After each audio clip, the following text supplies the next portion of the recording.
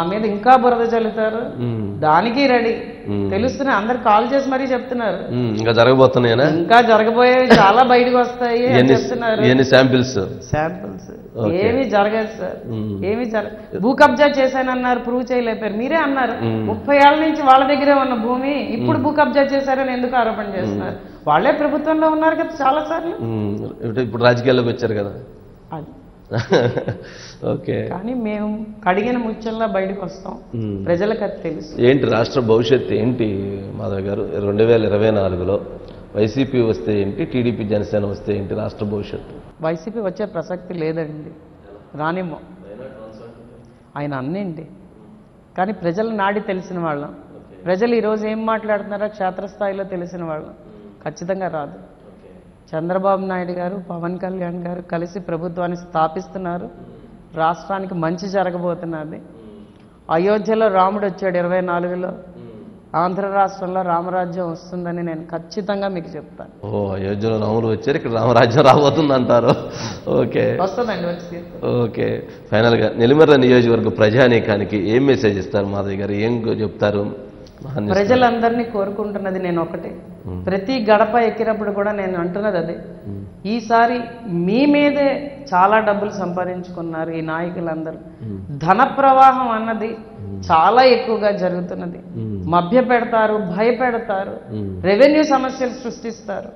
వీటన్నిటికీ కూడా మీరు కూడా వాటిని పట్టించుకోకుండా ఆ వచ్చేదాన్ని భరించి 2 నెలలు మీ ఓటు అనేది ఖచ్చితంగా మంచి నాయకులకేసి మంచి ప్రభుత్వాన్ని స్థాపిస్తే మీకు మంచి జరుగుతుంది, సంక్షేమంతో కూడిన అభివృద్ధి వస్తుంది.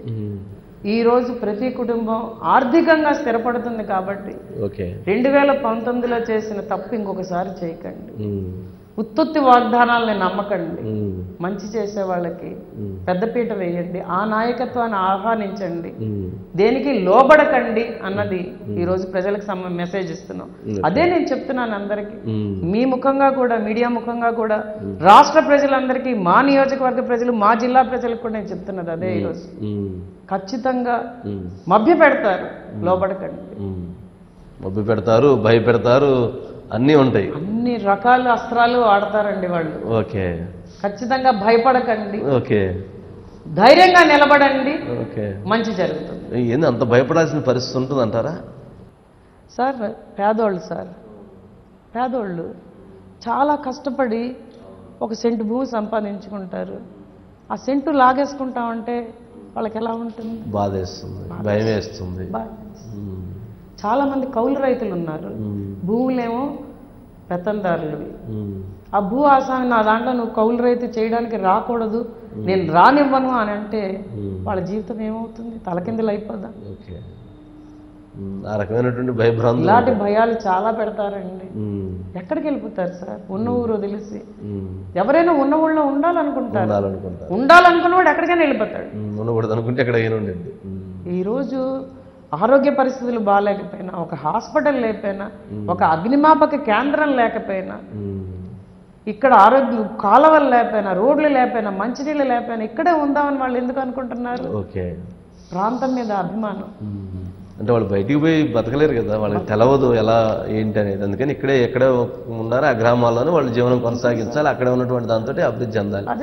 మీరు అక్కడ ఉన్నటువంటి వాళ్ళందరినీ మీరు మెరుగుపరచడం కోసం మీ ప్రయత్నం అంతా మీరు చేస్తూ ఉన్నారు. రూరల్ ఆంధ్రప్రదేశ్ అప్లిఫ్ట్మెంట్ అన్నది ప్రధానమైన ఎజెండాతో వస్తున్నామండి మేము. అది జరిగి తీరుతుంది. ఇక్కడ స్కూళ్ళు బాగుపడాలి అంటే మీరు స్కూళ్ళు బాగుపడాలి అన్నీ చెప్తున్నారు, కనీసం మీరు రోడ్డు అయిపోతే కూడా రోడ్డు కూడా ఏమీ లేదు కదా మిమ్మల్ని? వేయలేదు చాలా ప్రాంతాల్లో. ఆఫీసర్ నేను నా సొంత డబ్బులతో కాలువలు కడతానన్నాను, రోడ్లు వేస్తానన్నాను, బోర్లు కొడతానన్నాను, ఎక్కడికక్కడ ఆపేస్తున్నారు. బోర్లు కొట్టాం అక్కడికి కష్టపడి. ఓకే, అంటే మీరు సొంత డబ్బులతో రోడ్లు వేస్తానన్నా కానీ ఒప్పుకొని పరిస్థితి ఉంటే అసలు ఇంక మిగిలిన పరిస్థితులు ఎట్లా? అధికారం ఉండాలండి, అధికారం చేతిలో ఉంటే ఖచ్చితంగా వీళ్ళకి చెక్ పెడతామన్నది ఈరోజు ప్రజలకు అర్థమైంది. లేకపోతే వీళ్ళు ఏ పని చేయనివ్వరు మనని అన్నది ప్రజలకి క్లియర్గా అర్థమైంది. ఎందుకంటే మేము ప్రయత్నం చేసాం, ప్రయత్నాన్ని అడ్డుకున్నారు. ఎప్పుడైతే ప్రయత్నాన్ని అడ్డుకున్నారో అప్పుడు ప్రజలకు అర్థం అవుతుంది, మంచి చేయబోతే కూడా అడ్డుకుంటున్నారు అనేటువంటిది అర్థం అవుతుంది అంటారు. ఓకే మాధవ్ గారు, థ్యాంక్ యూ అండి, థ్యాంక్ యూ సో మచ్. 2024వ సంవత్సరంలో అయోధ్యలో రాముడు వచ్చారు, ఆంధ్రప్రదేశ్లో తెలుగుదేశం జనసేనతో కూడినటువంటి రామరాజ్యం రాబోతోంది అని మాధవి గారు చెప్తున్నారు. నెల్లిమల్ల నియోజకవర్గానికి సంబంధించినంత వరకు ఇక్కడ జరిగినటువంటి అవినీతి అరాచకాలు అనేకం ఉన్నాయి. ఇక్కడ ప్రజలను భయభ్రాంతులకు గురి చేస్తున్నటువంటి పరిస్థితి ఉంది. కానీ ప్రజలు మాత్రం అప్రమత్తతతో ఆలోచించండి, ధైర్యంగా నిలబడండి. ఎవరు మంచి చేస్తున్నారు, ఎవరు మంచి చేస్తారు, ఎవరు ఈ కుటుంబాలను ఆదుకుంటారు, ఎవరు ఈ ప్రాంతాన్ని అభివృద్ధి చేస్తారు, ఎవరి వల్ల మంచి జరిగిద్ది అని ఆలోచించి తమ ఓటు హక్కును వినియోగించుకోవాలి. టీడీపీ జనసేన బలపరిచినటువంటి లేదా బలపరుస్తున్న అభ్యర్థిని గెలిపించాలి, అప్పుడే ఈ రాష్ట్రం బాగుంటుంది అనేటువంటి అభిప్రాయాన్ని వ్యక్తం చేస్తున్నారు మాధవి గారు. థ్యాంక్ యూ అండి. Thank you so much Madhavi గారు.